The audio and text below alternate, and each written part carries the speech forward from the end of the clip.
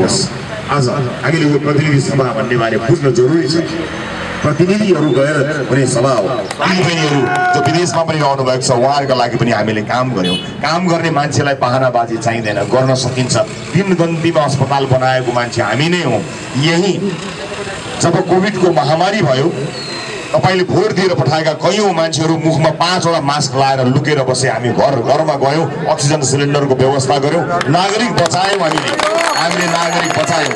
हामीले भोट पाएर गएका पनि होइनौं, हामीले जितेर गएका पनि होइनौं। हामी यसो गर्दिउँला उसो गर्दिउँला भनेको पनि हैन। बस आफ्नो काम इमानदार भएर गरेको हो। यही इमानदारीको कडीमा उभिएर हामी संसदमा यसै गरी उपस्थित हुन्छौं र तपाईको प्रतिनिधित्व गर्छौं। यही आँट बोकेर हामी देशैभरिबाट उपस्थित भएका छौं।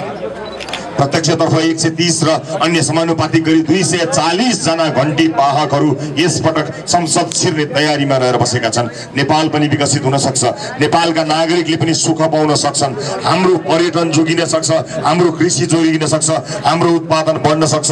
हामी बिरामी पर्दा खल्ती छाम्नु पर्दैन, उपचार गर्न पाउँछौं, हाम्रा छोराछोरीलाई राम्रो शिक्षा दिन सक्छौं, हामी गर्न सक्छौं।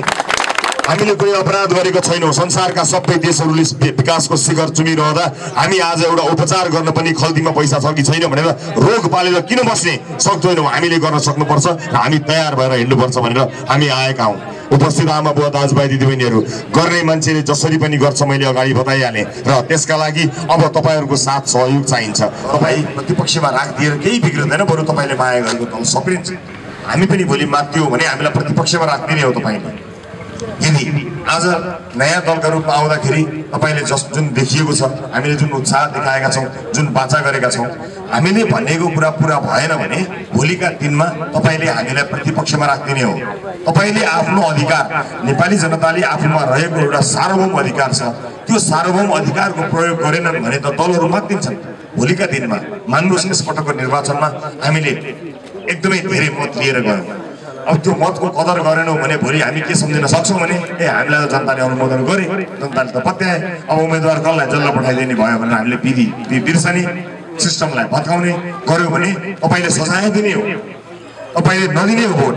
हामी त शक्तिशाली जनता हौ। म एउटा उदाहरण दिन्छु। म धेरै लामो समय अमेरिकामा बसेँ। त्यहाँका दुई डेमोक्रेट र रिपब्लिकनहरूको उम्मेदवारमा आजसम्म त्यहाँका जनताले 2 कार्यकाल भन्दा तेस्रो कार्यकाल, यदि मलाई भ्रम परेको छैन भने 2 भन्दा तेस्रो कार्यकाल एउटै दललाई दिएकै छैन, एकै कार्यकालमै हटाइदिन्छन्। कि त्यहाँका जनताले बुझेका छैनन्? कहिल्यै पनि यदि राम्रो गरेको छैन भने निरन्तरता दिने नै होइन, त्यो शक्ति जनताले आफूसँग राख्नुपर्ने हुन्छ। र अर्को महत्त्वपूर्ण कुरा, हरेक देशमा राजनीतिक दलहरू हुन्छन्, दलहरू बीचको लडाई चलिरहन्छ, खिचातानी चलिरहन्छ, राजनीतिक मुद्दा चलिरहन्छ, उनीहरू लडिरहन्छन्, उनीहरूको झैझगडा भइरहन्छ, तर त्यसले आम नागरिकलाई असर गर्दैन। उनीहरू एकै ठाउँमा आउँछन् जब नागरिकको सेवा र सुविधाको कुरा आउँछ। तर हामी कहाँ आफ्नो सेवा सुविधा बुझाउनु पर्यो भने तुरुन्तै साइन गरेर एकै ठाउँमा आउँछन्। एकै ठाउँमा आउने भनेको विकास निर्माणका कामका लागि हो। गठबन्धन केका लागि गर्ने हो? एउटा मेगा प्रोजेक्ट गर्नु पर्यो, सबै पार्टी मिलेर गठबन्धन गरौँ त भने पो गठबन्धन आहा हो त। मेगा प्रोजेक्ट, रोजगारी मिल्छ, मान्छेहरूले काम पाउँछन्, मुलुकको विकास हुन्छ, त्यस्तोमा गठबन्धन हो। हामी चाहिँ चुनाव जितेर गएपछि हरेक दलसँग विकासमा गठबन्धन गर्छौं। यो देशलाई कृषिमा आत्मनिर्भर कसरी बनाउने त्यस्ता योजनाहरूमा गठबन्धन गर्ने हो। हामीले ठुल्ठुला परियोजनाहरू कसरी समयमा सम्पन्न गर्ने त्यस्तोमा हामी हरेक पार्टीसँग मिलेर काम गर्ने हाम्रो योजना छ। तर चुनाव त आफ्नो बलमा लड्नुपर्छ, आफ्नो एजेन्डामा लड्नुपर्छ, आफ्ना उम्मेदवारहरूसँग लड्नुपर्ने हुन्छ। आफ्ना सदस्यहरूलाई जबरजस्ती यसमा भोट हाल भनेर लड्ने होइन। तर हामीलाई अब अरूको आलोचना गर्नु छैन। एकापट्टा लाग्छ भनेको रकममा, भनेको गुणस्तरमा, भनेको समयभित्र इमानदारीपूर्वक काम हुन्छ। गलत काम गर्ने मान्छे जेल जान्छ, सही काम गर्ने मान्छे पुरस्कृत हुन्छ, जनताप्रति उत्तरदायी हुन्छन्। हामी कहाँ त के मिलेन धेरै कुरा मिलेन। तर जति नमिले पनि के फरक पर्ने रहेछ र हामी त भोट त्यही हाल्ने रहेछौँ।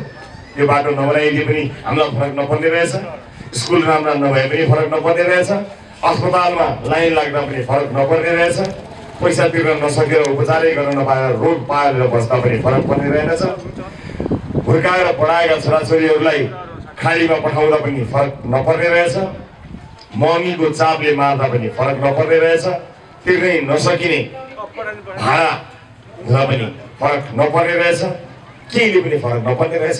किनकि हामीलाई त चुनावमा आउँको दिन अघिल्लो दिन एउटा अल्जाइमर भन्ने रोग छ, त्यसले सबै कुरा बिर्साइदिन्छ। सायद त्यही रोग लाग्ने पो हो कि कसैले पनि जादु पो गर्छ कि हामी सबैमाथि। गुनासो सबैको छ, भएन सबै भन्छन्, तर भएन जसलाई भन्यो त्यसलाई जिताएर पठाउँछौँ। अब यो म्युजिकल चेयर कहिलेसम्म चलाउने होला? मलाई अघिल्लो पुस्ताको राजनीतिज्ञहरूसँग धेरै खासै केही भन्नु छैन। हिजो टेलिभिजनमा काम गर्दा विषयमा गएर धेरै कुरा बताएकै हो, तपाईँहरूलाई थाहै छ। अब म आफै यो मैदानमा होमिसकेपछि उहाँहरूको आलोचनाको त्यो पाटोलाई अब मैले बन्द गरिसकेको छु। अब आफूले गर्न सकिने कुराहरूको बारेमा बताउनको निमित्त हामी यहाँ आएका छौँ। मलाई यति चाहिँ थाहा छ कि यो देशका मान्छेले जहाँ एउटा पासपोर्ट बनाउनको लागि, जहाँ एउटा नेसनल आइडी बनाउनको लागि, जहाँ एउटा लाइसेन्स बनाउनको लागि महिनौँ वर्षौँ कुर्नु पर्दैन, लाइन लागेर रातभरि बुझ्नु पर्दैन।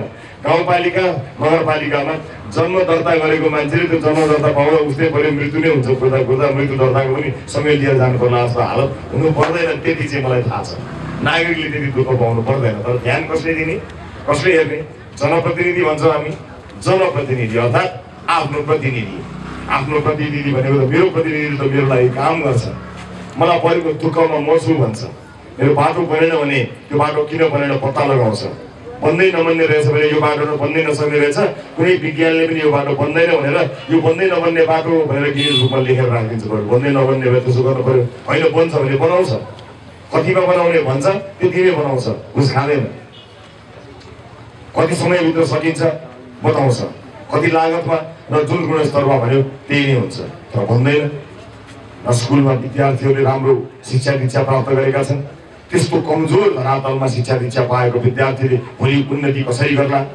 विश्व स्तरमा आएका ग्लोबल स्टुडेन्टहरूसँग उसले कसरी प्रतिस्पर्धा गर्ला?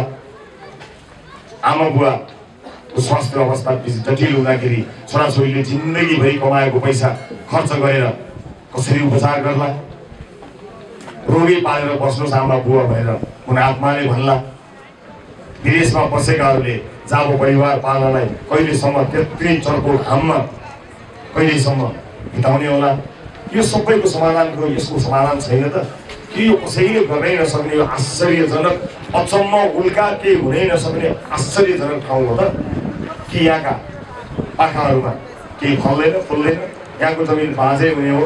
यहाँको माटो उर्वर छैन? के छैन यहाँ? के छैन र हामीले यो सबै चिज भोग्नु परेको? कि हामीले कुनै अपराध गऱ्यौँ? कि हामीले कुनै एउटा पाप गऱ्यौँ? सतिरी सरापेको भन्छन्, मलाई लाग्दैन कसैले सतिरी सरापेको भनेर। यो सरापेको भए पनि त्यो सरापको डेट सेट एक्सपायर भइसक्यो, कहाँ बसिरहन्छ त्यो राम्रोसँग हुन्छ? कसैले सरापेको होइन। हामीले जनप्रतिनिधि छान्दाखेरि सायद धनप्रतिनिधि छान्यौँ कि जनप्रतिनिधि छान्दा हामीले आफ्ना लागि छान्ने प्रतिनिधि छान्न पाएनौँ कि? गल्ती त कहीँ कतै, कमजोरी त कहीँ कतै हामीबाटै भएको छ। खै यस अगाडि आश थियो होला, भरोसा थियो होला। अब त्यो आशा र भरोसा अझै कायम छ भने मेरो भन्नु केही पनि छैन। अझै गर्छन् यिनले, नपाएको त हुने गर्छन् भन्ने तपाईँलाई लाग्छ भने मेरो भन्नु केही छैन। तर मलाई त विश्वास लागेन। विश्वास लागेको भए अब गर्छन् यिनले, गर्छन् भन्ने विश्वास लागेको भए म टेलिभिजनमै बस्थेँ, त्यहीँ बस्थेँ, तपाईँको माया पाएकै थिएँ, तपाईँको आशीर्वाद पाएकै थिएँ। बिग्रिनुकै थियो र म पनि भएन भएन भएन भएन भन्थेँ। अर्को 20 वर्ष जति भएन भन्थेँ, त्यसपछि रिटायर हुन्थेँ, आनन्दले घुम्थेँ होला। तर मैले चाहिँ यो भएन भन्ने चिजलाई अब भएन भनेर मात्र बस्ने कुरालाई स्वीकार गरिनँ। मलाई कसैको पनि विश्वास भएन। तर आम चुनावमा टुक्रा टाक्री परेका 5-5वटा दल, 6-6वटा दल मिलेर एक भएर यसरी जनतामा जानु भनेको ठगी हो। यस्तो ठगीलाई नेपाली जनताले अनुमोदन गर्न हुँदैन। एक्लै आउनुपर्छ राजनीतिक दल। हामीलाई जान्नु छैन राज्यको ढुकुटी लुटेर आफन्त र कार्यकर्तालाई पोस्ने राजनीति हामी बाँचुन्जेल गर्दैनौँ, कहिले पनि गर्दैनौँ। म यो बाचा यहाँहरू समक्ष गर्न चाहन्छु। नेसनल आइडी, राष्ट्रिय परिचय पत्र बनाउनको निमित्त रातभर कुन देशमा बस्नुपर्छ? नागरिकलाई एउटा नागरिक परिचय पत्र, नेसनल आइडी, राष्ट्रिय परिचय पत्र दिनका लागि राजनीति सिक्नुपर्छ भने म जिन्दगीभरि त्यो राजनीति सिक्दिनँ। नेपाली जनतालाई रातभर कुराउने, नेपाली जनताले उपचार पाउने अस्पतालमा बिरामी र बिरामी कुरुवा भैँमा सुत्ने, बाथरुम पिसाब फेर्न गएको मान्छे बन्ता गरेर निस्किन्छ त्यस्तो बनाउने, बाटो घाटो खाल्दै खाल्डा बनाउने, बाटो बन्दै बन्दैन, बन्यो भने 1 वर्षमा भत्किन्छ त्यस्ता बाटोहरू बनाउने, अनि त्यस्ता बाटो बनाउने मान्छेहरूलाई नेताहरूले संरक्षण गरेर राखिदिने, अदालत तिनैलाई संरक्षण गर्ने ठाउँ बनिदिने, अनि यस्तो राजनीति सिकेर अनि बल्ल हामी राजनीतिमा आउनुपर्ने कि यहाँ गरेको बाचा सत्तामा पुगेर कुर्सीमा पुगेर बिर्सनुभयो। यति मात्र दुःख लागेको हामीलाई। तपाईहरुको इतिहाससँग हामीले लज्जित हुनु केही पनि पर्दैन, तर वर्तमान यति घिनलाग्दो हो कि भविष्यको कल्पना गर्दा पनि हाम्रो सातो जाने भयो। त्यसकारणले टेलिभिजनको स्क्रिनमा नै रमाएको मान्छे म त्यो स्क्रिनमा अटाउन सकिन र तपाईहरुको साथ समर्थनको लागि यो पोहर सफा गर्नको लागि आएको छु। मैले लाज नपचेका नकचराहरूलाई भनेको थिएँ, मैले लाज नपचेकाहरूलाई भनेको, तर लाज नपचेकाहरूले आफ्नो लाज अझै पनि नपचाई व्यथितिलाई निरन्तरता प्रदान गरे। मैले लाज नपचेको भनेर यसै भनेको होइन। टेलिभिजनमा सभ्य शिष्ट मिठो कर्णप्रिय आवाज र 2-4 शब्द नजानेको मान्छे म होइन, त्यति ठुलो विद्वान त होइन, तर मिठा चिल्ला कुरा गरेर दङ्ग पार्न नजान्ने पनि होइन। तर जब जनता कोभिडको महामारीमा मरिरहेका थिए त्यति बेला जनता बचाउने औषधिमा पनि कमिसन खाएपछि म बाध्य भएको छु।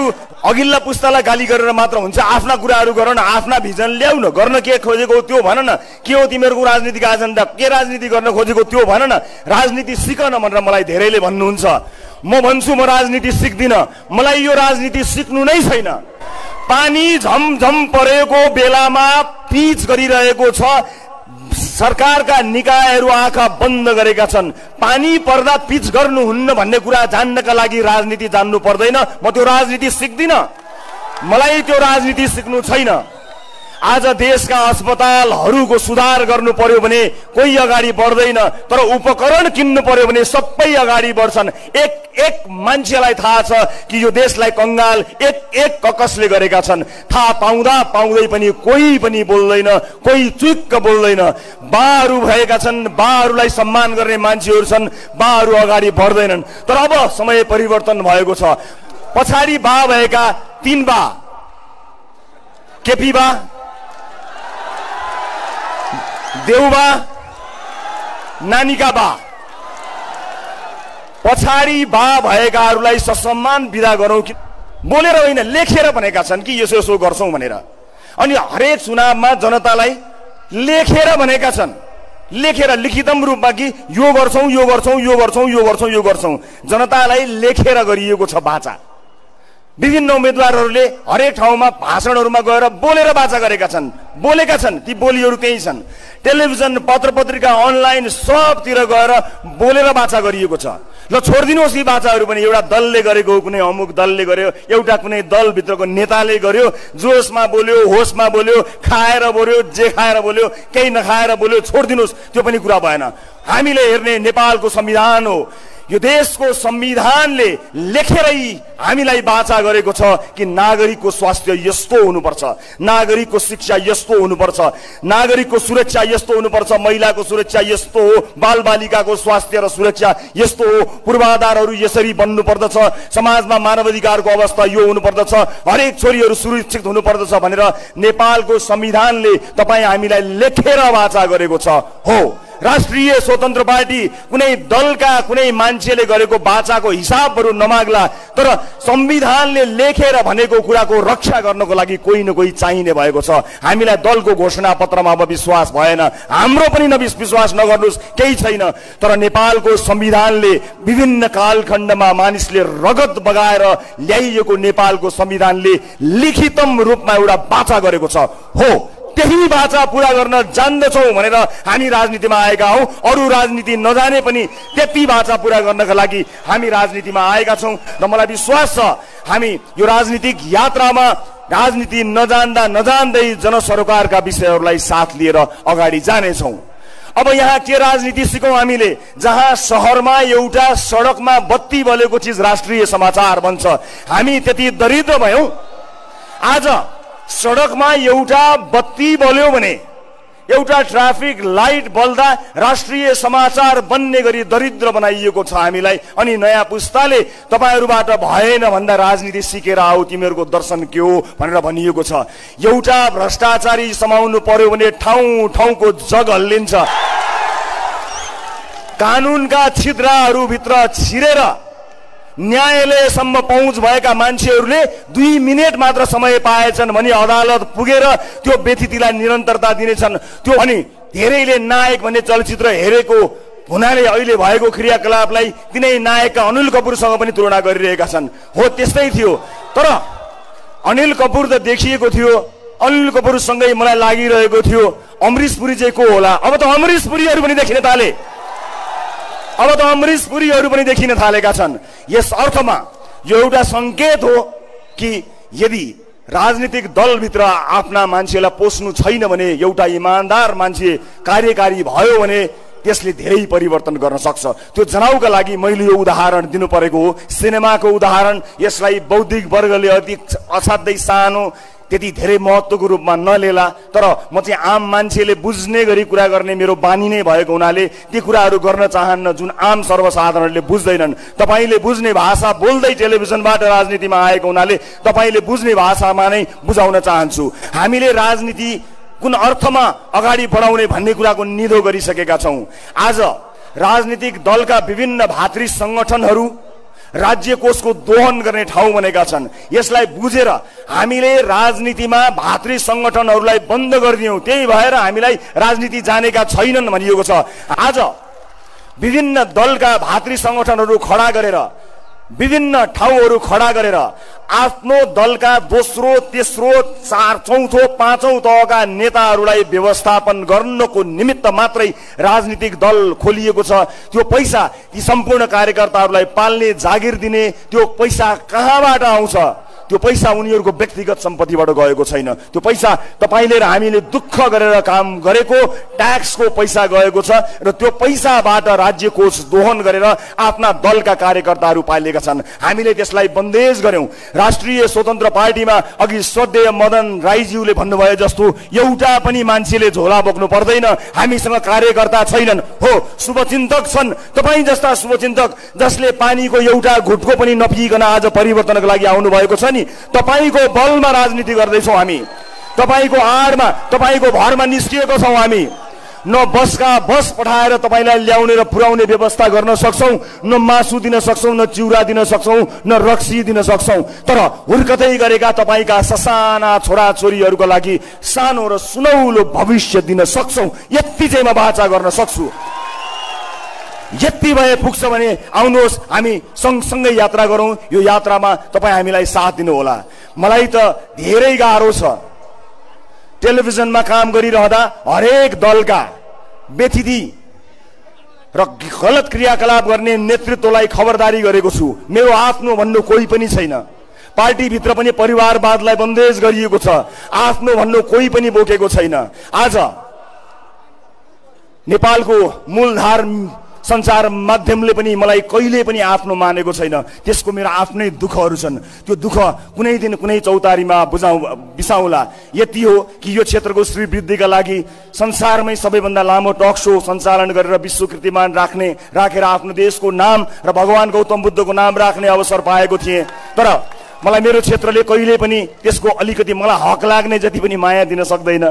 अवसर पायो भने मलाई अपमानित गर्न, अवहेलित गर्न खाँदैको भात छोडेर पनि आउँछ। मेरो आफ्नो भन्नु धेरै कोही छ भने तपाईहरु मात्रै हो। किनभने हरेक दलभित्र त्यस दलभित्रका व्यथिति र विसङ्गतिभित्र बोलेको हुनाले हत्तपत्त म रुचाइने मान्छेमा पर्दिन।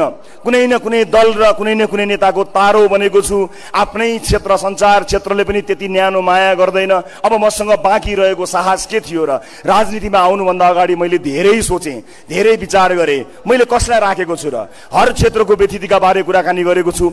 बाटाहरू कमजोर बने, किन यस्तो बाटो बनाएको भनेर कमजोर बाटो बनेको पिच हातैले उक्याएर देखाएको छु। ती मान्छेहरूले मलाई किन साथ दिन्छन् होला, तिनको परिवार आफन्त र कम्पनीले मलाई किन भोट हाल्छ होला, म सोचिरहन्छु। एउटा सुधार गृहमा नेपालीहरूलाई पिसाब चटाएर राखेका ठाउँहरूमा गएर उनीहरूलाई उद्धार गरेर आएको छु। तिनका मान्छेहरू आफन्तहरू कति सल्बलाएका होलान्, तिनले मलाई किन आफ्नो भन्ने होला, मेरो भन्नु को छ र भन्ने लागेको थियो। एउटी चेलीलाई यौन दुराचार गर्नको निमित्त कोठाभित्र राख्दा त्यो कोठा फोडेर जाँदा उनको आवाजलाई प्रतिनिधित्व गरेको थिएँ। त्यस्ता कयौं अधर्मीहरू छन्, ती अधर्मीहरूले पनि मलाई के माया गर्छन् होला र म कसको सहारामा कसले भोट दिन्छ भनेर चुनावमा जाने होला, मलाई बडो दोधार परेको थियो।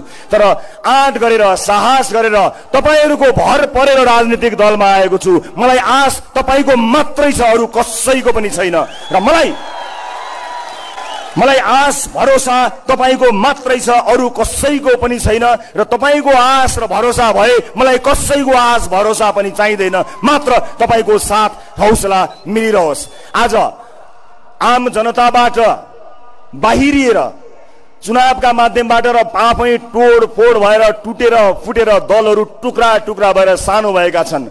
सानो भएका दलहरू एक्लै होइन, मिलेर चुनाव लड्नका लागि आएका छन्। हो, बेथिति जोगाउनको निमित्त, देशमा अराजकता भयो भने न्याय जोगाउनको निमित्त, संविधानको रक्षाको निमित्त आवश्यकता पर्दछ, दलहरू मिल्नु पर्दछ, गठबन्धन हुनु पर्दछ। हामीले चाहेको परिवर्तनका बारेमा हामीले बारम्बार भन्दै आइरहेका छौँ। विधिको शासन सबैभन्दा महत्त्वपूर्ण कुरा हुन्छ। आज हामीलाई राजनीति सिकेर आऊ भन्ने मान्छेहरूलाई म एउटा मात्र प्रश्न गर्न चाहन्छु। एउटा नेपाली नागरिकले आफ्नो यसपटक यो बेथितिको मेन स्विच अफ गर्ने अठोट गरेर हामी मैदानमा आएका छौँ। उपस्थित आदरणीय दाजुभाइ दिदीबहिनीहरू, आज यो मञ्चमा उपस्थित हुनुभएका मानिसहरूलाई तपाईले कति चिन्नुभयो कति चिन्नु भएको छैन म जान्दिन, तर यो देशले उहाँहरूलाई चिन्नु पर्दछ। उहाँहरूलाई मात्र होइन, उहाँहरू जस्ता त्यस्ता व्यक्तिहरूलाई चिन्नु पर्दछ जसलाई चिनिसकेपछि मात्र यो देश परिवर्तन हुन सक्छ।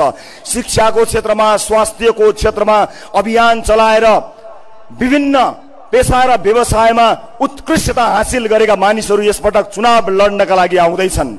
हामीले आफूले चिनेका मान्छेहरूलाई मात्रै टिकट दिएर देशमाथि अन्याय अत्याचार गर्ने बारेमा सपनामा पनि सोचेका छैनौँ। यस अर्थमा यहाँ उभिएका मानिसहरूलाई तपाईँले र अब आउन सक्ने सम्भावना भएका मानिसहरूलाई तपाईँहरूले चिन्नुपर्ने हुन्छ।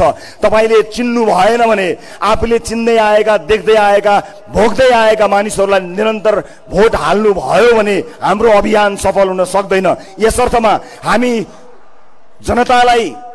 जनताको सेवा नगर्ने मानिसलाई आफ्नो घण्टी चुनाव चिन्ह दिँदैनौँ। घण्टी चुनाव चिन्ह दिइसकेपछि जिताएर पठाउने जिम्मा तपाईँलाई लगाएका छौँ। यहाँ उपस्थित तपाईँहरू धेरैजना सम्भवतः कुनै न कुनै दलमा विश्वास, सदस्यता या केही आशा लिएर योभन्दा अगाडि बढ्नु भएको हुन सक्दछ। मलाई थाहा छ, स्वाभाविक पनि हो। राजनीतिले गाँजेको समाजमा कुनै न कुनै ढङ्गले राजनीतिमा आबद्ध हुन बाध्य पारिएको छ। एउटा पेशा व्यवसाय गर्ने मान्छेले आफ्नो पेशा व्यवसाय गरेर खान पाउने वातावरण छैन। एउटा राजनीतिक दलको आश्रय लिएन भने उसको उठीवास लाग्छ। एउटा दलको छातामुनि बसेन भने उसको उठीवास लाग्छ। त्यस्तो नहोस् भन्नका लागि हामीले पेशा व्यवसायीहरूलाई हाम्रो दलमा समावेश गरेका छैनौँ। हामीले कुनै भातृ संगठन बनाएका छैनौँ। हामीले पेशा व्यवसाय गर्ने मानिसहरूले आफ्नै पेशा र व्यवसाय गर्न सकुन् भन्ने परिकल्पना गरेका छौँ। यो देशका ठुला ठुला व्यापारी व्यवसायीहरू, संसारले चिनेका देशका एकमात्र अर्बपतिहरू समेत राजनीतिक दलमा पुग्न बाध्य भएका छन्। त्यो तिनको रहर होइन, तिनको बाध्यता हो। एउटा मान्छेलाई अर्बपति भइसक्दाखेरि पनि दलको छाता चाहिने कस्तो संस्कार बनायो हामीले सोच्नुपर्ने बेला आएको छ। बाध्य भएर बच्नका लागि त्यहाँ आश्रय लिनुपर्ने अवस्था राजनीतिक दलहरूले पुर्याएका छन्। तर हामीले परिकल्पना गरेको देशमा यो देशका व्यापारी व्यवसायीहरूलाई कुनै अमुक दलले संरक्षण गर्ने होइन, राष्ट्रको नीतिले संरक्षण गर्ने हो, सरकारको नीतिले सुरक्षा दिने हो। कुनै दलको छातामुनि गएर कुनै व्यापारी व्यवसायी विद्यार्थी कुनै पनि पेशाकर्मी लुक्न नपरोस्, हामी त्यस्तो देशको परिकल्पना गरिरहेका छौँ। उपस्थित आदरणीय दाजुभाइ दिदीबहिनीहरू, यो मञ्चमा, यो खुला मञ्चमा आएर परिवर्तनको धेरै ठुलो शङ्खनाद गरिएको छ। एउटा यस्तो बेला आएको थियो 62-63 कि कुनै पनि पेशा व्यवसायमा लागेको मान्छेले आफ्नो पेशा व्यवसाय नभनेर सरासर मैदानमा उभिएको बेला आएको थियो। किनकि बेथिति यति मौलाएको थियो, परिवर्तन यति जरुरी थियो। न पत्रकार, न लेखक, न कलाकार, न विद्वान, न बुद्धिजीवी, न कृषक, न मजदुर सबैजना सडकमा उत्रिनु पर्ने अवस्था आएको थियो। तर व्यथितिले यसरी जरो गाडेको छ कि अब बेला त्यही आएको छ। हर क्षेत्र हर वर्गको मान्छेले यसपटक घण्टी बजाउनु पर्ने व्यवस्था आएको छ, अवस्था आएको छ। अब त्यो अवस्था आइसकेको हुनाले अब हामी सबैलाई आरामले बस्ने सुविधा छैन। म आज एउटा मन खोलेर एउटा कुरा भन्न चाहन्छु। राजनीतिमा आउने नआउने भन्ने बारे विगत लामो समयदेखि विचार विमर्श गर्दै आएको मान्छे हुँ। यद्यपि राजनीतिबाट मात्र हस्तक्षेप हुन्छ र प्रदेश परिवर्तन गर्न सकिन्छ भन्ने आशयका मेरा 10 वर्ष अगाडिका भिडियोहरू यहाँहरूले युट्युबमा अहिले पनि हेर्न सक्नुहुन्छ होला। त्यो हुटहुटी हिजैदेखि लागिआएको थियो। तर यस बीचमा धेरै मानिसहरूसँग मेरो चर्चा, धेरै मानिसहरूसँग मेरो कुराकानी सरसल्लाह नभएको होइन। आज तपाईले मिल्नुस् जसरी पनि मिल्नुस् भन्ने मान्छेहरूसँग मैले एक पटक होइन, दुई पटक होइन, पटक पटक कसैसँग दर्जनौं पटक बैठक गरेको छु। तर बैठकको निष्कर्ष, मिटिङको निष्कर्ष, भेटघाटको निष्कर्ष एउटै निस्किन्छ कि अर्को भेटघाट कहिले गर्ने। अब म त्यस्तो भेटघाटमा विश्वास राख्दिनँ। यो दल मेरा लागि, मेरो परिवारका लागि, मेरा साथीका लागि, मेरा सदस्यका लागि होइन, तमाम ती परिवर्तन चाहने नेपालीहरूको लागि हो। जो कोहीका लागि पनि राष्ट्रिय स्वतन्त्र पार्टी खुल्ला रहेको छ। खुल्ला भएर राष्ट्रिय स्वतन्त्र पार्टीमा आउनु होला। राष्ट्रिय स्वतन्त्र पार्टीको कुनै पनि नेताले कसैलाई पनि टिकट खल्तीबाट दिँदैन। सक्षम मान्छेले प्राइमेरी चुनाव जितेर उम्मेदवार हुन पाउने व्यवस्था छ। आज सदस्यता लिएको साधारण सदस्यले भोलि पार्टीमा मसँग सभापतिमा चुनाव लडेर मलाई हराओस्, म त्यस्तो मान्छेको खोजीमा रहेको छु। आफ्नो कार्यकाललाई 2 कार्यकाल भन्दा लम्ब्याउन नपर्ने व्यवस्था हामीले संविधान, हाम्रो विधानमा बनाएका छौं। हामी कसरी फरक छौं? एउटै हौ तिमीहरू भन्नेहरूलाई हाम्रो प्रश्न यही छ। हामी एउटै होइनौं। आजको युग डिजिटल युग हो। अहिले हामी पार्टी निर्माणको चरणमा छौं र तपाईहरु यति धेरै मानिसहरूलाई एक ठाउँमा हामीले भेला गर्नु परेको हो। अन्यथा हामी अब फिजिकल होइन, डिजिटल भेटघाटमा विश्वास गर्नुपर्दछ भनेर हामीले डिजिटल डेमोक्रेसीको अभ्यास ल्याएका छौं। विभिन्न मुद्दाहरूमा आम सर्वसाधारणको भनाइ राख्नको निमित्त र केन्द्रीय समितिको निर्णयलाई साधारण सदस्यको बहुमतले उल्ट्याउन सक्ने गरी पार्टी भित्र नै हामीले आन्तरिक लोकतन्त्रको विकास गरेका छौं। परिवारवादलाई निषेध गरेका छौं। एउटै परिवारको 2 वा त्योभन्दा बढी सदस्य पार्टीको एउटै समितिमा बस्न नसक्ने बनाएका छौं। श्रीलङ्काले जनाउ घण्टी दिएपछि हामीले पनि हाम्रो पार्टीभित्र घण्टी बजाउनु पर्छ भनेर यस्ता प्रावधान हामीले राखेका छौं। उपस्थित आदरणीय आमा बुवा दाजुभाइ दिदीबहिनीहरू, हामी धेरै कुरा भन्नका लागि, बोल्नका लागि यहाँ आएका पनि होइनौँ। र म त विशेष गरेर टेलिभिजनमा यो मान्छेले यहाँ यसरी खायो भनेर प्रमाण सहित, भिडियो सहित, अडियो सहित देखाउँदै आएको मान्छे, मलाई अमूर्त गफ भएका भाषणहरूमा असाध्यै डर लाग्छ। त्यस्ता भाषण कलामा म निपुण छैन र त्यो भाषण कलामा निपुण हुने चाहना पनि छैन। तर कुरा यति हो कि सीमित स्रोत साधनका रूपमा, एउटा संसार कर्मीका रूपमा कयौं व्यथितिको विरुद्ध तपाईँ विरुद्ध लड्दै आएको हुँ। तपाईलाई अन्याय पर्दा, तपाईलाई अप्ठ्यारो पर्दा, तपाईलाई गाह्रो हुँदा, तपाईले आफ्नो जाने ठाउँ नै पाइन भन्दै मेरो रवि भाइ छ, मेरो रवि दाइ छ, मेरो रवि छोरो छ, मेरो रवि भतिज छ भनेर जसरी तपाईँ टेलिभिजनमा आउनु भएको थियो, अब आउने मङ्सिर 4 मा तपाईले हाम्रो टिमलाई नै विजयी गराउनु भयो भने तपाईको जाने ठाउँ हुनेछ। तपाईं जाने ठाउँ हुनेछ मात्र होइन, त्यस्ता ठाउँहरूको आवश्यकता नपर्ने गरी 24 घण्टा नागरिकको सेवा गर्ने त्यस्ता केन्द्रहरू स्थापना गरेर हामी तपाईको आँसु पुस्न तपाईको ठाउँमा हुनेछौँ। यो मैले यहाँ उभिएर गरेको वाचा हो, भाषण होइन। यसको एक एक शब्दको हिसाब मसँग तपाईहरूले जहिले पनि माग्न सक्नुहुनेछ। म त्यो वाचा गर्नको लागि आएको छु। आज टेलिभिजनबाट निस्किँदै गर्दा आम मान्छेहरू कयौंको समस्या हामी देखिरहेका छौँ। उहाँहरूलाई धेरै दुःख परिरहेको छ। कतिपय साथीहरूले त्यसलाई निरन्तरता दिइरहनु भएको छ। कतिपय साथीहरूले जान पाइएन, हाम्रो आवाज अलि बुलन्द भएन भन्नुभएको छ। याद राख्नु होला, यदि यो यात्रामा सफलता मिलेन भने ती तमाम दुःख पाएका मानिसहरूको जाने ठाउँ बन्ने छैन। ती सम्पूर्ण दुःख र अन्यायमा परेका आम दाजुभाइ दिदीबहिनीहरूको एउटा यस्तो थलो, त्यो सरकार बनोस् भनेर सुरुवाती दिनदेखि नै सिंहदरबारको त्यो गेटलाई आम सर्वसाधारणको लागि खोल्ने प्रतिबद्धता हामीले गरेका छौँ। सिंहदरबारको त्यो ढोका जनताका लागि खोल्नुपर्छ। त्यो खोल्ने दिन हामीले मङ्सिर 4 का रूपमा लिएका छौँ। उपस्थित आमा बुवा दाजुभाइ दिदीबहिनीहरू, यो मञ्चमा धेरै आशा बोकेर विभिन्न राजनीतिक दलको आह्वानमा कयौं मानिसहरू आएर जम्मा भएका छन्। आज हामीले सामान्य आह्वान गरेका हौं र त्यो सामान्य आह्वानलाई सिरोपर गरेर तपाईहरु यहाँ उपस्थित भइदिनु भएको छ। यो हाम्रा लागि तपाईले लगाउनु भएको गुण हो, यो ऋण हो। यो ऋणको एक पैसा ब्याज सहित असुल गरेर देखाउने वचनबद्धता म यहाँहरु समक्ष व्यक्त गर्न चाहन्छु। उपस्थित आमा बुवा दाजुभाइ दिदीबहिनीहरु, विभिन्न ठाउँमा पुगेर आवाज सुन्दा धेरै मान्छेहरु विभेदमा परेको देख्न गए। आज त म चुनावी सभामा छु, आज त मलाई भोट चाहिएको थियो होला, तर जब जनता कोभिडको महामारीमा मरिरहेका थिए तपाईले भोट दिएर पठाएका मान्छेहरु घरभित्र मास्क लाएर तास खेलेर बसिरहेका थिए। यो यसरी काम गरेका थिए।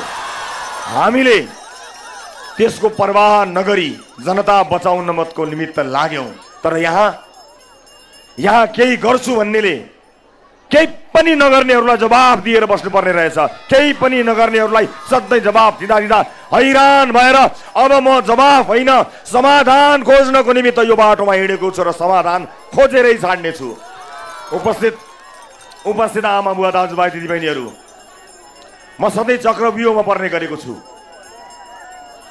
मलाई संसार कर्ममा रहँदा पनि सधैँ घेराबन्दीमा पारिन्थ्यो, म घेरिएको हुन्थेँ।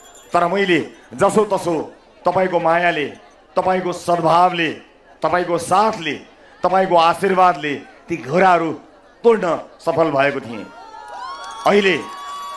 अहिले म फेरि एउटा चक्रव्यूहमा छु। यस्तो चक्रव्यूहमा छु कि मलाई यो चक्रव्यूहबाट तपाईहरुले यो चक्रव्यूहबाट निकाल्नको निमित्त मंसिर 4 मा घण्टी चिन्हमा मतदान गर्न मात्र तपाईले निकाल्न सक्नुहुनेछ। किनकि यो चक्रव्यूह मलाई अभिमन्युको नियतिबाट जोगाउन सक्ने तपाई चितवनवासी मात्र हुनुहुन्छ। म यो चक्रव्यूहमा अब परिसकेको छु। यो चक्रव्यूहमा म परिसकेको छु। व्यतिथिका विरुद्ध बोल्ने काम मैले हिजोदेखि गर्दै आएँ। सबका कानमा घण्टी त मैले हिजै बजाएको हुँ। अब चुनाव चिन्ह त घण्टी हो, तर बज्नेवाला चाहिँ ब्यान्ड छ। सबैको ब्यान्ड बज्नेवाला छ, यो म यहाँ भन्न सक्छु।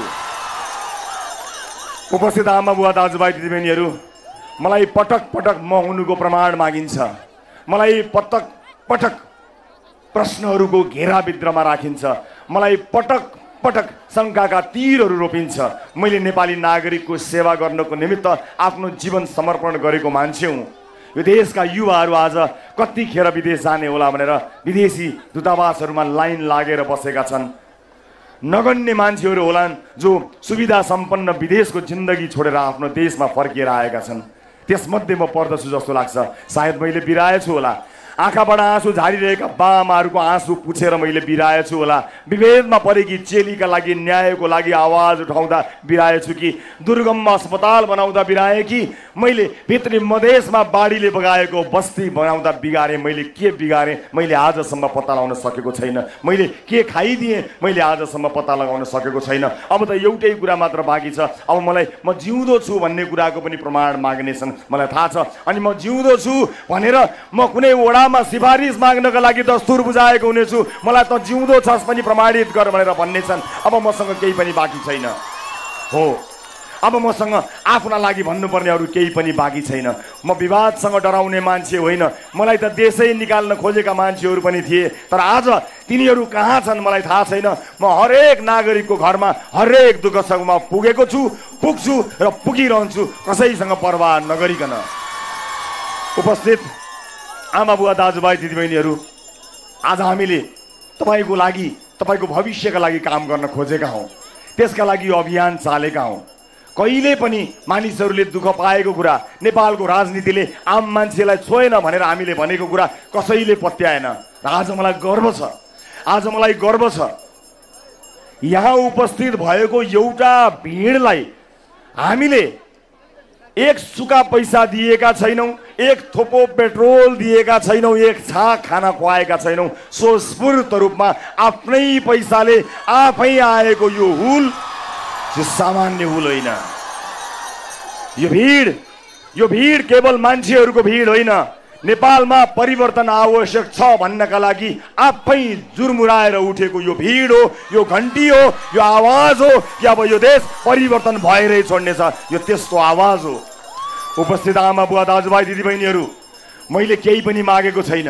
व्यक्तिगत जीवनमा मैले पाएको चिज यो देशमा प्रधानमन्त्री राष्ट्रपति हुँदाखेरि पनि मैले छोडेर त्यागेर लत्याएर आए जति पाउन सक्दिनँ त्यति चिज छोडेर म निस्किएको मान्छे हुँ। मैले कसम खाएको छु मेरो राजनीतिक जीवनभरि म नेपालमा बनेका लुगा मात्रै लगाउँछु। यसको अर्थ यही देशमा कल कारखाना खोल्न सकिन्छ, स्वावलम्बी आत्मनिर्भर बन्न सकिन्छ भन्ने हो।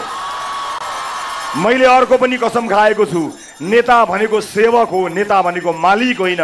आज यही सरकारी अस्पतालमा तपाईँ उपचार गर्न जाँदाखेरि तपाईँले कुन हालत भोग्नुपर्छ, मैले चाहने हो भने मेरो मेहनत र दुःखले आफ्नै पसिना बगाएर कसैको एउटा ल्वाङ पनि नखाइकन आफ्नो जीवन सुन्दर बनाउन सक्ने क्षमता राखेँ मैले आफ्नै मेहनतले। मैले चाहेको खण्डमा म यो देशका कुनै पनि अस्पतालमा आफ्नो व्यक्तिगत उपचार एसी रुमभित्र गर्न सक्छु होला, तर मलाई त्यो चाहिँदैन।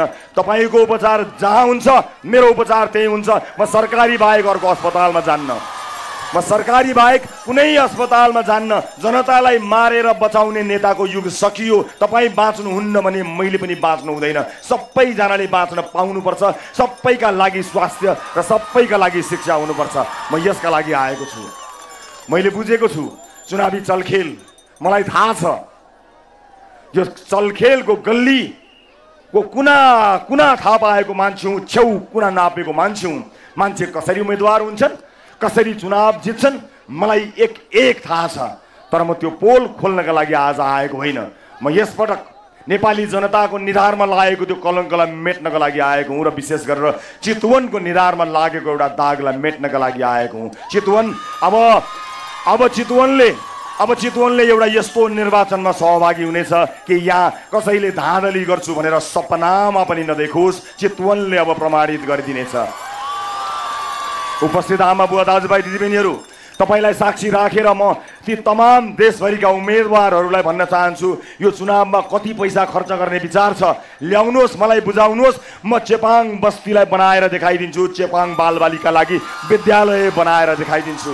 कति पैसा खर्च गर्न मन छ। यो चुनावमा कति केजी मासु खुवाउन मन छ त्यो सबै कुराको जानकारी मलाई दिलाउनुहोस्। यहाँ पशुपालनको सम्भावना खोजेर कृषकहरूलाई आत्मनिर्भर बनाउने त्यति नै पैसाले म एउटा प्लान तपाईँलाई हातमा थमाइदिन सक्छु। त्यो सबै बन्द गर्नुहोस्। आज भड्काउनको निमित्त जनमतलाई जित्न नसकेपछि षड्यन्त्रहरू आउन थालिसकेका छन्। अहिले गरिब बस्तीहरूमा गएर भन्न थालिएको छ यो रवि लामिछानेलाई नजिताउनु होला, यसलाई जिताउनु भयो भने त यसले गरिब बस्तीमा डोजर लाउँछ भत्काउँछ भनेर तपाईँलाई भ्रम छरिएको छ। खबरदार, तपाईँको बस्तीमा डोजर छिर्नुभन्दा पहिला, तपाईँको बस्ती कसैले भत्काउनुभन्दा पहिला, तपाईँको बस्ती मासिनुभन्दा पहिला मेरो छाती कुल्चेर कसैले जानेछ। मेरो छाती नकुल्ची कोही जान पाउने छैन। खबरदार, म व्यवस्थापन गर्न जानेको मान्छे हुँ, विस्थापन गर्न आएको मान्छे होइन। म तपाईँलाई विस्थापित गर्न होइन, व्यवस्थित गर्नको लागि तपाईँसँग नीति बनाउनका लागि आएको हुँ। र आजको भोलि तपाईँलाई दिने मसँग केही पनि छैन। आजको भोलि दिनेहरूले तपाईँलाई 1 छाक खुवाए, 2 छाक खुवाए, 3 छाक खुवाए, 7 छाक खुवाए, 1 महिना खुवाए, तर आज त्यही परिवारलाई 1 छाक खुवाउन तपाईँको छोरो अरबमा पसिना बगाइरहेको छ। त्यही 1 छाक खानको लागि आज पछाइरहेको छ। त्यस्तो देशको परिकल्पना हामीले गरेका होइन आमा बुवा दाजुभाइ दिदीबहिनीहरू। म यो ठाउँमा एउटा बिउ रोप्न आएको हुँ। मैले रोपेको बिउले आज वृद्ध उमेरमा पुग्नुभएका बाआमाले फल देख्न पाउनुहुन्छ पाउनुहुन्न थाहा छैन, तर चिन्ता नगर्नुहोस् बा, तपाईँका नाति नातिनाको जिम्मा लिएको छु। आरामले तपाईँ जान सक्नुहुनेछ, कुनै चिन्ता लिनु पर्दैन, अलिकति पनि पिर लिनु पर्दैन। तपाईँको छोरो सपुत बन्न सक्छ सक्दैन थाहा छैन, कपुत कहिल्यै बन्दैन। ढुक्क भएर बस्नुहोस्, आराधना गर्नुहोस्, पूजा गर्नुहोस्, मन्दिर जानुहोस्, मस्जिद जानुहोस्, चर्च जानुहोस्, ढुक्क भएर बस्नुहोस्। तपाईँको छोरोले तपाईँको हुर्कदै गरेको पुस्ताको जिम्मा लिएको छ, कागज गरेर राख्नुहोस्। औँलाको छाप लगाउन भोलि बिहानै आइपुग्छु। उपस्थित आमा बुवा दाजुभाइ दिदीबहिनीहरू, म न विवादसँग डराउँछु न कसैसँग डराउँछु। हिजो पनि लास गाए पारिदिन्छु भन्ने मान्छेहरू मसँग नआएका होइनन्। हिजोका दिनमा पनि मलाई यही सडाउने षड्यन्त्र नभएको होइन, तर म शिरमा कफन बाँधेर यो यात्रामा निस्किएको छु। अब त म आफै पनि आफैलाई मद्दत गर्न सक्दिनँ। म यो बाटोमा यसरी होमिएको छु कि अब म फिर्ता आउन सक्दिनँ। त्यसैले जसलाई फिर्ता जान मन छ फिर्ता हुनुहोस्। यो यात्रा अगाडि बढिसकेको छ। आज यदि हामी संसदमा गएनौँ भने हामी संसदमा गएनौँ भने धेरै मान्छेलाई लागेको छ होला यसलाई रोक्न सकियो भने त हाम्रा भ्रष्टाचारका फाइल लुकेको लुकै हुन्छन् भनेर यसलाई रोकियो भने त हाम्रा सबै एजेन्टहरूलाई मजाले पाल्न र पोस्न सकिन्छ भन्ने लागेको होला। यसलाई रोक्न सकियो भने त हाम्रो व्यथितिको श्रृङ्खला निरन्तर चल्छ भन्ने लागेको छ होला। अब हामी रोकिने होइन, अब तपाईहरूलाई रोक्ने हो, त्यो पनि ठाउँको ठाउँ रोक्ने हो, ठाउँको ठाउँ रोक्ने हो। आमा बुवा दाजुभाइ दिदीबहिनीहरू, तपाईँको मनमा दुविधा छ मलाई थाहा छ। म स्पष्ट भन्न चाहन्छु, एक भोट घन्टीलाई दिए पनि अर्को भोट अन्तै कतैलाई दिने तपाईँले सोच बनाउनु भएको मैले सुनेको छु। यस पटक तपाईँले त्यसो गर्नुभयो भने तपाईँले फेरि पनि बिउ राख्नुहुनेछ। त्यो बिउलाई हामीले अहिले राख्यौँ भने त्यही मलजल हुनेछ र अगाडि फेरि हामीले हाम्रा छोराछोरीहरूलाई विदेश पठाउनु पर्ने हुन्छ। उपस्थित आमा बुवा दाजुभाइ दिदीबहिनीहरू, यो ठाउँमा यो देशमा एउटा स्किम आएको छ। मैले बारम्बार भनेको छु कि यो देशका युवाहरूलाई सित्तैमा फ्री भिजा र फ्री टिकटमा विदेश पठाउने स्किम आएको छ अरे भन्ने मैले सुनेको छु। ल लिनुहोस्, मेरो पनि एउटा स्किम आज, मेरो स्किम सुन्नु होला।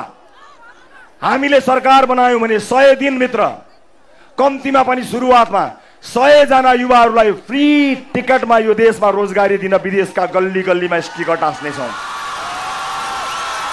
100 दिनभित्र हामीलाई सरकार बनाउने बहुमत दिनुहोस्। 100 दिनभित्र विदेशमा बसेका क्षमतावान मानिसहरूलाई यही देशमा उनीहरूले विदेशमा पाए जस्तै सेवा सुविधा दिएर यो देश फर्कने सुवर्ण अवसर भनेर अस्ट्रेलियाको गल्लीमा, युरोपको गल्लीमा, अमेरिकाको गल्लीमा पोस्टर टास्न म आफै जानेछु र 100 जनाबाट यो यात्रा सुरु हुनेछ।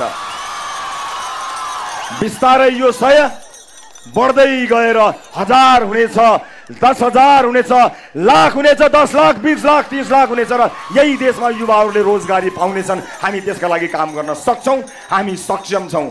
उपस्थित आमा बुवा दाजुभाइ दिदीबहिनीहरू, चुनाव प्रचारका सिलसिलामा हामी कैयौँ ठाउँमा पुग्न पाएनौँ, कैयौँको घरमा हामी पुग्न पाएनौँ। जुन घरमा हामी पुग्न पाएका छैनौँ नि, ती मात्र होइन, बाँकी सबै घरको जिम्मा हाम्रो हो। हाम्रो नीति तपाईँको घर घरमा पुग्नेछ, तपाईँको ठाउँमा पुग्नेछ। अब मेरो लागि कसले बोलिदिन्छ भनेर चिन्ता नगर्नुहोला। तपाईँका लागि बोल्नका लागि हामी आएका छौँ। राष्ट्रिय स्वतन्त्र पार्टी घन्टी बजाएर आएको छ। अब तपाईँले निर्वाचित गर्नुहुने जनप्रतिनिधि चुनावका बेलामा तपाईँलाई हात जोड्न मात्र आउने होइन, चुनाव पछाडि तपाईँको समस्या समाधान गर्न आउनेछ। यो बाचा म यहाँहरू समक्ष अहिले गर्न चाहन्छु। उपस्थित आमा बुवा दाजुभाइ दिदीबहिनीहरू, यो देशको सबैभन्दा ठुलो समस्या भ्रष्टाचार हो। यो हामी सबैलाई थाहा छ, बच्चालाई थाहा छ। तर आज राजनीतिक दलहरू एकअर्कासँग मिलेका छन्। यो देशमा भ्रष्टाचारको यति ठुलो खाल्डो कसले खन्यो हामी सबैलाई थाहा छ। तर कोही पनि दण्डित हुन नपर्ने यो कस्तो चलन हो, यो कस्तो व्यवस्था हो कि कोही पनि भ्रष्टाचार गरेपछि दण्डित हुन नपर्ने, भ्रष्टाचार गरिसकेपछि दण्ड पाउनुपर्छ, सजाय पाउनुपर्छ। आज हामी जुन अवस्थामा आयौँ त्यो अवस्थामा ल्याउनेहरूले सजाय भोग्नुपर्छ, दण्ड पाउनुपर्छ, यो हाम्रो भनाइ हो। र यदि तपाईँहरूले भोट मार्फत दण्ड दिनु भएन, सजाय दिनु भएन भने, पुरस्कार दिनुभयो भने फेरि त्यही हुनेछ जुन वर्षौँसम्म भएको छ। म एउटा मात्र उदाहरण दिन्छु। यहाँ उपस्थित भिडमा धेरैजना विभिन्न राजनीतिक दलसँग सम्बद्ध पनि हुनुहुन्छ। तपाईँको आफ्नै राजनीतिक दल पनि छ। त्यो दललाई छोड्न तपाईँलाई मन भएको छैन। कसरी छोडौँ, वर्षौँदेखि आफूले समाएको दल भन्ने तपाईँलाई लागेको होला। हामीले तपाईँहरूलाई भनेका छौँ, जसरी तपाईँले आफ्नो बच्चाले बदमासी गर्दाखेरि त्यो बच्चालाई सजाय दिनुहुन्छ।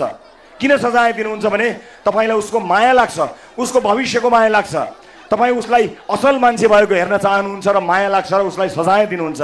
आफ्नो बच्चालाई सजाय दिँदा सबको मन दुख्छ, तर पनि तपाईँ सजाय दिनुहुन्छ, किनकि भोलिका दिनमा त्यो बच्चा असल मान्छे बनोस् भनेर हो। तपाईँको राजनीतिक दललाई पनि यसपटक सजाय दिएर प्रतिपक्षमा राखिदिनुहोस्, तपाईँको राजनीतिक दल अब्बल भएर निस्किनेछ। म बाचा गर्न चाहन्छु। मलाई ती तमाम राजनीतिक दल र सम्पूर्ण नेताजीहरूप्रति श्रद्धा छ र विभिन्न दलमा रहेर पनि यसपटक त परिवर्तन गर्ने नै हो, यसपटक त घन्टी बजाउने नै हो भन्नुहुने तमाम दाजुभाइ दिदीबहिनीहरूलाई म धन्यवाद दिन चाहन्छु। तपाईँहरूको कारणले यो देशमा परिवर्तन आउँदैछ। यो परिवर्तनको सम्भाग तपाईँ हुनुहुन्छ। र अब देशका सबै उम्मेदवारका घर दैलोमा म पुग्न सकिनँ, म सबै ठाउँमा भ्याउन सकिनँ। तर जुन उम्मेदवारको घरमा दैलोमा या सभामा म पुग्न सकिनँ, ती उम्मेदवारहरूलाई आमा बुवाहरूले भनिरहनु भएको छ अरे बाबु एकपटक रविलाई बोलाएर ल्याऊ अनि भोट दिन्छु भन्नुभएको रहेछ। म उहाँहरूलाई भन्न चाहन्छु बाआमा दाजुभाइ दिदीबहिनीहरू हेर्नुहोस्, म आएँ तपाईँको घरमा, म फिजिकल्ली नआए पनि डिजिटल्ली आएको छु, यही सन्देश लिएर आएको छु। म तपाईँको घरमै छु।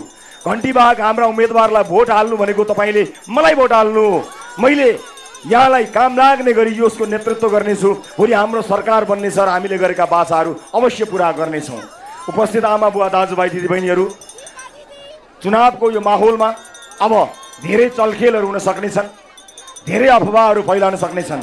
मेरा विरुद्ध त यति समाचारहरू सुन्नुहुनेछ कि तपाईँलाई सुनेर साध्य छैन, हेरेर साध्य छैन। सुनियोजित र कपोलकल्पित कुराहरू मिसाएर र मानिसलाई भ्रममा राख्न खोजेर अनेकौं कोसिसहरू मेरा लागि हिजो पनि भएका थिए, आज पनि भएको थियो। तर म चितवनमा छु, म सुरक्षित छु। म चितवनमा छु, त्यसकारण म सुरक्षित छु। चुनाव प्रचारमा गएको हाम्रो सवारी साधन तोडफोड गरियो, त्यसपछि सबैले भने सजाय दिनुपर्छ। हामीले ती तोडफोड गर्ने मान्छेलाई बोलायौँ र हामीले भन्यौँ माफी दियौँ, तिमीलाई माफी दियौँ। हामीले माफी दिएका छौँ, कुनै सजाय दिएका छैनौँ। हामी एउटा सुसंस्कृत राजनीतिको अभ्यासका लागि यो मैदानमा निस्किएका हौँ। उपस्थित आमा बुवा दाजुभाइ दिदीबहिनीहरू, त्यसैले अब मङ्सिर 4 एउटा यस्तो दिन हो, यस्तो समय हो। मङ्सिर 4 पछाडि तपाईँको घर दैलोमा तपाईँका लागि भनेर आउने मान्छेहरू हुने छैनन्। मङ्सिर 4 मा एकपटक तपाईँले भोट हालिदिइसकेपछि अर्को 5 वर्ष यदि तपाईँले पुरानै अनुहार र पुरानै मान्छेहरूलाई संसदमा पठाउनु भयो भने फेरि त्यही हुनेछ जुन अहिले निरन्तर भइरहेको छ। म फेरि पनि भन्छु, मसँग आज तपाईँलाई दिने केही पनि छैन। म चितवनमा आजको भोलि तपाईँलाई हुने दिने चिज लिएर आएको मान्छे होइन। म चितवनमा एउटा बिउ रोप्न आएको मान्छे हुँ। संसारका कयौं विकसित देशहरू कतिखेर विकसित भयो भने तिनले एउटा सच्चा इमानदार देशभक्त भिजनरी लिडर पाए। मैले तिनका किताबहरू पढेको छु। अब जसले वर्षौंदेखि भोट हाल्नुभयो, मलाई माफ गर्नु होला, अलिकति निर्मम हुन सक्छ मेरो कुरा, हजुरबुवा हजुरआमा बुवा आमाहरू। आज तपाईँका छोरा नाति तपाईँलाई सोधिरहेका छन् या मनबाट आवाज निकालिरहेका छन्, यो कस्तो भोट दिनुभयो तपाईँहरूले बुवा हजुरआमा, कि हाम्रो पुस्ता यो देशै छोडेर भाग्नुपर्ने अवस्थामा आयो भनेर तपाईँसँग गुनासो गरिरहेका छन्। तपाईँलाई म विश्वास दिलाउन चाहन्छु, विशेष गरेर यो हुलमा पहिलो पटक भोट हाल्ने भाइ बहिनीहरू पनि हुनुहुन्छ। प्रिय भाइ बहिनीहरू, मेरा प्रिय भाइ बहिनीहरू, तिमीहरू पहिलो पटक तिम्रो यो दाइलाई घण्टी चुनाव चिन्हमा भोट हाल्दैछौ, पहिलो पटक। हे मेरा प्रिय भाइ बहिनीहरू, तिमीहरू पनि उहाँहरू जस्तै बुढाबुढी हुनेछौ, कुप्रो पर्नेछौ, दाँत झर्नेछ, अहिले भएका गालाहरू चाउरी पर्नेछन्, मुजा पर्नेछन् निधारहरू। अनि त्यतिखेर तिम्रा छोरा नातिले चाहिँ तिमीलाई सोध्नेछन्, हजुरबा हजुरआमा हाम्रो देश कहिलेबाट यति राम्रो भएको? त्यतिखेर तिमीहरूले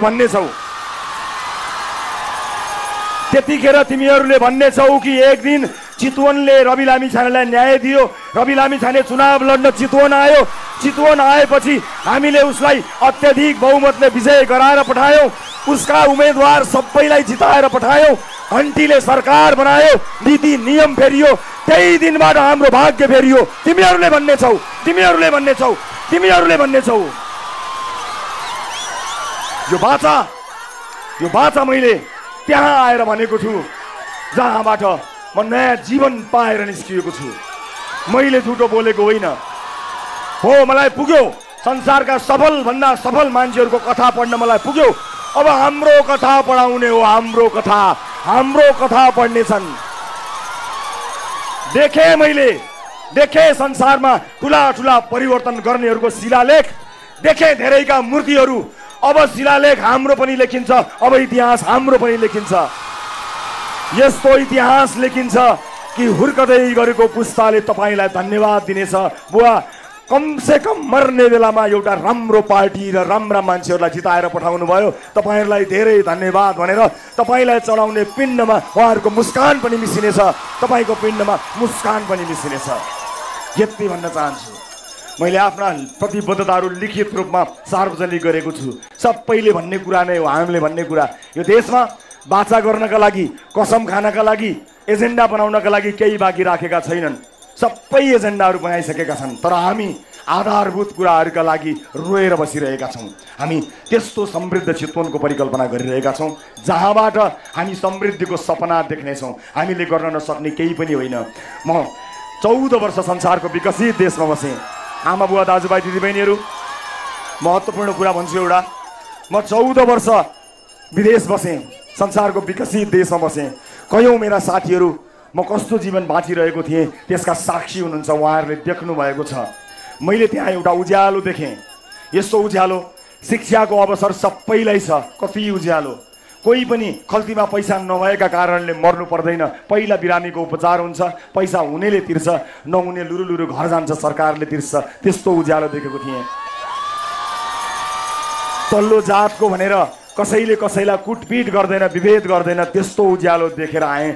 महिला भनेर हेप्दैन, त्यस्तो उज्यालो देखेर आएँ। जनजाति भनेर हेप्दैन, त्यस्तो उज्यालो देखेर आएँ। बाटाघाटाहरू बनाउनेहरूले कमिसन खाएर होइन, बरु उस्तै परे आफ्नै गल्तीबाट पैसा हालेर पनि देशलाई माया गरेर राम्रो बाटो बनाउँछ, त्यस्तो उज्यालो देखेर आएँ। म त्यस्तो उज्यालो देखेर आएको हुँ। शिक्षा, स्वास्थ्य र विभेद रहित समाजको त्यो उज्यालो देखेर आएको मान्छे हामीले आज यहाँ अँध्यारोमा बानी पार्यौँ। यो बाटो नजिकैको, यो बाटो नवलपुर जाने यो बाटोमा हामी चाहेको भए हामी अझै पनि हात मुख छोपेर हिँड्न सक्छौँ। अझै पनि यो जीवन बाँचुन्जेल अनुहार ढाकेर मास्क लगाएर हिँड्न सक्छौँ। यी ठाउँहरू यस्तै बनाएर हामी चुपचाप बस्न सक्छौँ। विद्यार्थीहरूको भविष्य जेसुकै होस् भनेर भन्न सक्छौँ। एयरपोर्टमा हामी आकाशमा पठाएर बाकसमा मान्छे गनेर अझै पनि बस्न सक्छौँ। हामीलाई केही आपत्ति छैन, अझै वर्ष बिताउन सक्छौँ। तर म राजनीतिमा किन आएँ भने मैले त्यहाँ देखेको त्यो उज्यालोमा मैले केही हेर्न, सिक्न, पढ्न, जान्ने अवसर पाएँ। बस म एकपटक तपाईँलाई त्यो उज्यालो देखाउन चाहन्छु। एउटा सानो उज्यालो, त्यो उज्यालो, त्यो शिक्षाको उज्यालो, त्यो रोजगारीको समान अवसरको उज्यालो, त्यो विभेद रहित समाजको उज्यालो, महिलाहरूको सम्मान हुने उज्यालो, जनताको स्वास्थ्यमा पहुँच भएको उज्यालो, बाटाघाटा कुल करेसाहरू भने जस्तै गुणस्तरमा बन्ने उज्यालो, यस्ता उज्यालोहरू एकपटक म तपाईँलाई देखाउन चाहन्छु। र म बाचा गर्छु, एकपटक उज्यालो देखेपछि मान्छे कहिल्यै अँध्यारोमा फर्कँदैन। म बस एकपटक म तपाईँलाई त्यो उज्यालो देखाउन चाहन्छु, मात्र एकपटक। किनकि एकपटक उज्यालो देखिसकेपछि तपाईँ फर्केर कहिल्यै अँध्यारोमा जानुहुन्न। हातले मुख थुनेर हिँड्नुपर्ने दिनलाई एकचोटि अन्त्य गरियो भने यो बाटोलाई यस्तो बनाउनेहरू चाहिँ मुख छोपेर हिँड्नेछन्। म बाचा गर्न चाहन्छु। उपस्थित आमा बुवा दाजुभाइ दिदीबहिनीहरू, त्यो उज्यालो कत्रो हुन्छ मलाई थाहा छैन। म त मैदानमा उत्रिएको छु। म त 131 मेनबत्ती लिएर निस्किएको छु। 131 मेनबत्ती बल्यो भने अनि समानुपातिक सहित 240वटा मेनबत्ती बल्यो भने यो सानो अँध्यारो कोठा कति उज्यालो हुन्छ होला, आफै विचार गर्नु होला। म 240वटा मेनबत्ती बोकेर यसपटक संसद छिर्दैछु। त्यो 240 मेनबत्तीमा कतिवटा मेनबत्ती जान्छन् थाहा छैन, तर एउटै मात्र गएछ भने त्यो अँध्यारो कोठाको उज्यालो ल्याउन, त्यो अँध्यारो चिर्न काफी हुन्छ। एउटै मात्र गएछ भने पनि त्यो उज्यालो बनाउनका लागि त्यो अन्ध मुष्टि कोठामा एउटा मेनबत्ती मात्र बलेछ भने पनि त्यो उज्यालो हुन्छ। यदि एउटै पनि बत्ती बलेन छ भने पनि म चिन्ता गर्दिनँ। किनभने हिजोका दिनमा मैले तपाईँको भोट लिएर गएको थिइनँ, तर तपाईँलाई चोट लाग्दा म तपाईँको छेउमा उभिएको थिएँ, तपाईँको घरमा आएको थिएँ, तपाईँको पीडा सुनेको थिएँ। काम गर्ने मान्छेका लागि आज जो हाम्रो विरोध गरिरहेका छन्, जो छद्म भेषमा लुकेर कोठाभित्र बसेर विभिन्न फिजिकल र डिजिटल एट्याक गरिरहेका छन्, तिनीहरूलाई म यति मात्र भन्न चाहन्छु, यदि केही नखुवाइकन, गाडी भाडाको व्यवस्था नगरिकन, पेट्रोलको व्यवस्था नगरिकन यसरी जनसागर उर्ल्याउने हो भने हिजोको दिनमा 6 वर्ष मैले नागरिकको सेवा गरेको काम आफै गरेर देखाऊ, तिम्रो लागि जनता आफै आउनेछन्। त्यति गरेर देखाऊ। विभेदमा परेकी चेलीको आँगनमा पुग, भोकले छटपटाएको मान्छेको घरमा पुग, अन्यायमा परेकाहरूको आवाज बनेर पुग, कसैले आँखा लगाएका चेलीबेटीहरूलाई आँखा लगाउनेको आँखा निकाल्नका लागि पुग, नागरिकको दुःखमा पुग, अस्पतालमा बन्दी भएको बिरामीलाई त्यहाँबाट निकाल्नका लागि पुग, बाटो कसैले कमजोर बनाएको छ भने त्यो कमजोर बाटो बनाएर घुस खानेको छाला काट्नका लागि निस्क। तिम्रा लागि पनि जनसागर यसरी नै हुनेछन्। नत्र केही मान्छेहरू परिचालित गरेर घन्टीको यो आवाज बन्द गर्छु भन्ने कुरा नसोचे पनि हुन्छ। किनकि घन्टी त अब कसैले सुन्न चाहोस् नचाहोस् बज्यो घन्टी त बज्यो। अन्त्यमा सिङ्गो देश र विदेशमा भएका नेपालीहरू पनि यस पटक चितवनमा हेरेर बसिरहेका छन्। उनीहरूको आँखा टट्टाएका छैनन्। केवल चितवन, संसारभरिका नेपालीहरू र यो देशका सबै नेपालीहरू यसपटक चितवनलाई हेरेर बसिरहेका छन्। मात्र चितवनमा आँखा लगाइरहेका छन् कि चितवनले यसपटक के गर्छ, यसपटक चितवनले के गर्छ त्यो मात्र हेरिरहेका छन्। चितवनमा आँखा लगाएर बसिरहेका छन्। यसपटक चितवनले यस्तो एउटा उदाहरण देखाइदिनेछ कि यो आवाज गुन्जिएर मेचीदेखि महाकालीसम्म हुनेछ र यो पटक नेपालको गरिमामय संसदमा त्यो गरिमामय कुर्सीको फ्रन्ट रोमा नयाँ अनुहारहरू हुनेछन्। यो पटक नेपालको संसदमा नयाँ मान्छेहरू अगाडिको रोमा हुनेछन् र हामीलाई यो बेथिपीको चाङमा राखिदिनेहरू प्रतिपक्षमा ब्याक बेन्चमा हुनेछन्। यसपटक चितवनले बताउनेछ। यसपटक र विदेशमा भएका नेपाली दाजुभाइ दिदीबहिनीहरूले भोट हाल्न पाउनुपर्ने थियो। उहाँहरूले भोट हाल्न पाउनुपर्ने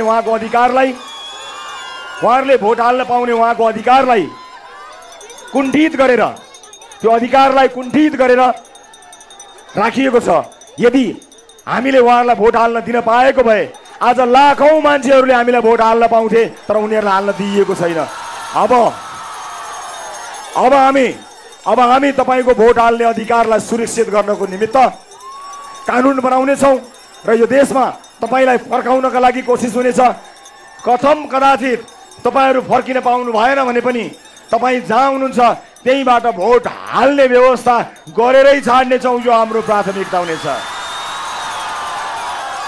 आज देशैभरका घन्टीवाहक कयौं उम्मेदवारहरूलाई कयौं मतदाताले चिन्नु भएको छैन, देख्नु भएको छैन। तर ती तमाम घन्टीवाहक उम्मेदवारहरूको तर्फबाट तिनलाई सुकर्म गराउने र ती उम्मेदवारहरूबाट यो देशको समृद्धिको खाका कोर्ने जिम्मा म लिन्छु। मेरो जिम्मामा हो, त्यो जिम्मा मेरो जिम्मामा हो।